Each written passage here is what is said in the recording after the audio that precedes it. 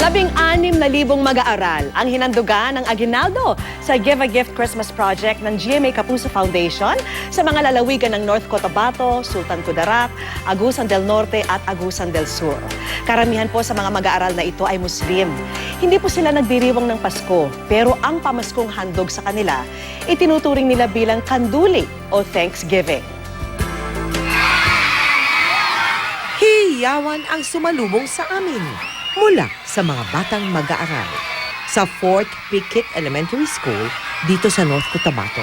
We are very grateful and thankful that GMA Kapuso gave us this opportunity to have this gift giving for the children.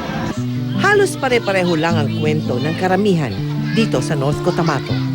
Hirap sila sa pamumuhay.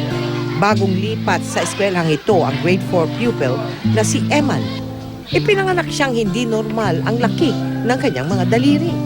Kaya naging tampulan siya ng tukso sa kanyang dating paaralan. So far, maganda yung standing niya sa klase. Nakakasagot siya.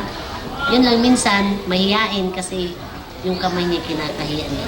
Isa lang si Eman sa 4,000 mga bata na ating hinandugan ng regalo sa ating isinagawang Give a Gift dito sa North Cotabato. Maraming salamat. Namahagi rin tayo ng aginaldo sa libo-libong bata sa mga lalawigan ng Sultan Kudarat, Agusan del Sur at Agusan del Norte. Kahit hindi po kami nagsa-celebrate ng Christmas, nagpapasalamat po kami. Taos-puso ninyong binigay sa amin. So ang tawag po namin dyan ay kanduli na galing po sa inyo.